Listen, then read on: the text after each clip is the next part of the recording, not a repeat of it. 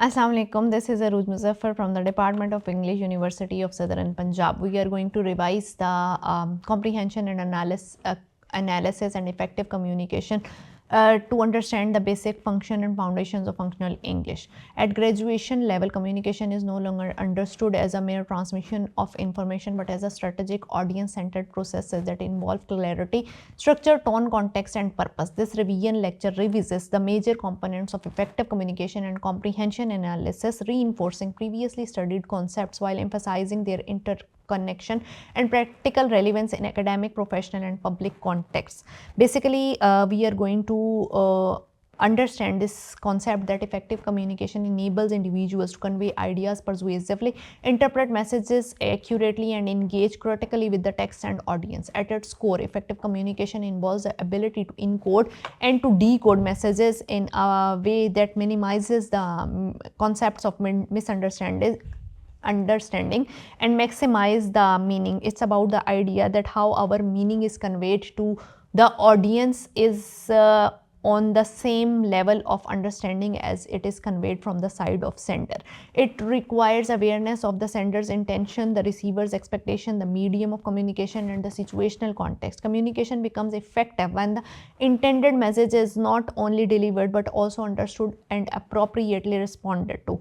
Revisiting this concept highlights the importance of adaptability. A competent communicator adjusts language styles and structure according to the audience purpose and context. Basically, we can understand this concept with the help of this example that in front of our formal audience, we cannot talk in informal language, and same is the case in vice versa situation as well. One of the most important components of effective communication is the ability to structure documents logically and coherently. Whether the document is an academic, essay, professional report, proposal, or email, structure plays a crucial role in guiding the reader through the content. A well-structured document reflects clarity of thought and organizational competence.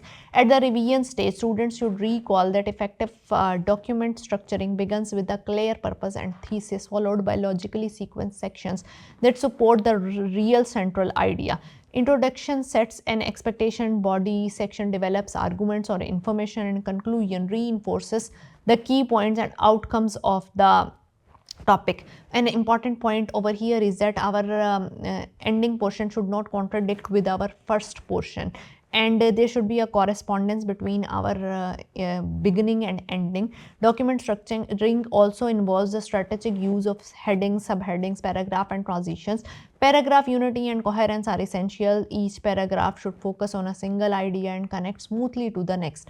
Transitional devices such as logical connectors help readers to follow the flow of ideas. Revisiting document structuring emphasizes that poor organization often undermines even strong content, whereas clear structure enhances readability, persuasiveness, and professionalism. Another essential dimension of effective communication is professional writing, which is the most important mode of writing regarding our academic and professional context into our job opportunity, careers, and our classes, which has already been studied as a distinct topic, but it must now be reconsidered within the broader communication framework, because professional writing includes emails, letters, reports, proposals, and other workplace documents that are very much critical and important regarding our message. Effective professional writing is characterized by clarity, conciseness, accuracy, and appropriateness. At this revision stage, students should focus on how professional writing reflects organizational identity and personal credibility. Every professional document serves a purpose, addresses a specific audience, and operates within formal conventions that must be respected. The tone management is another very important critical topic, because our message gets ruined if our tone is not in correspondence to that message. Tone management is a key aspect of professional writing. An effective professional communicator maintains a balance between formality, approachability, avoiding both excessive rigidity and undue informality as well. Language should be precise and objective, especially in contexts where decisions, instructions, or evaluations are involved.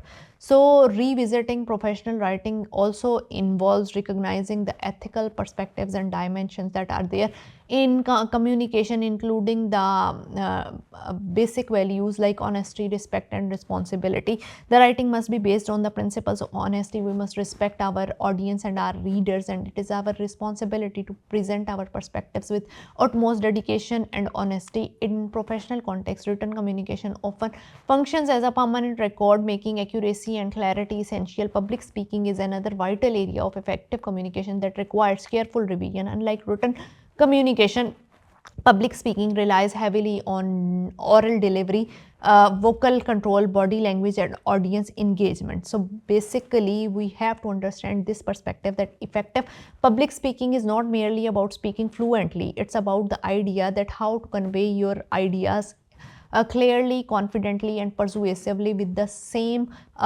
output that is there into our mind as the form of input. Revisiting this topic encourages students to reflect on how content, organization, and delivery work together to create impact. A well prepared speech follows a clear structure, typically consisting of an introduction, body, and conclusion.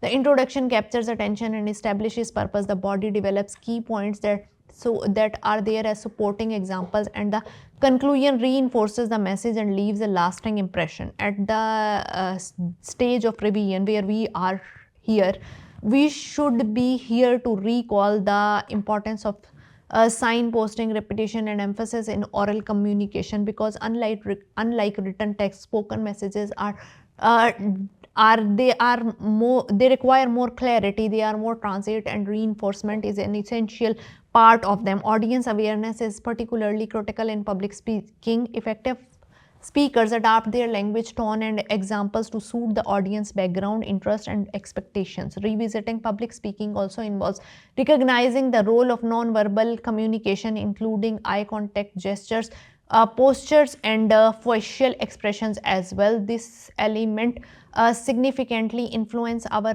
audience perception and engagement. Confidence is the key of our is a key point of our communication, which often comes from preparation and practice. It enhances credibility and persuasiveness. Closely related to public speaking are presentation skills, which combine verbal communication with visual and technological elements that make our communication more effective. In academic and professional environments, presentations are common tools for sharing information, persuading audience, and demonstrating expertise.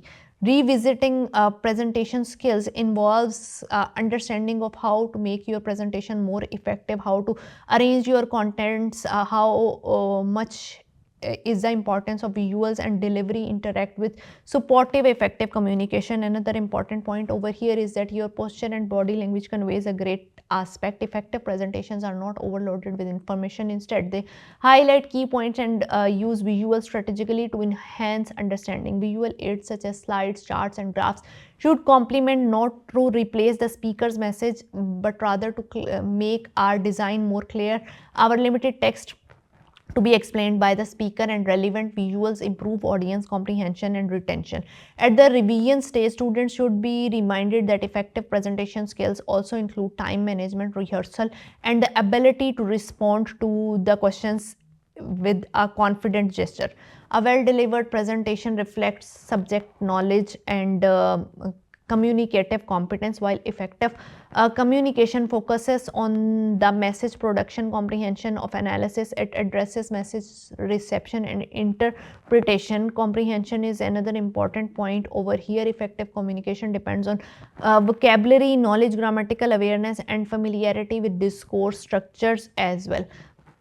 We have to understand that this area helps students become more discerning, and it makes our comprehension analysis more crucial by making our communication more effective, and understanding of it makes our communication much better than the theoretical forms that are there to make our communication better. These are the concepts that raises our competence and understanding of communication. I hope it is understandable for you. Thank you so much.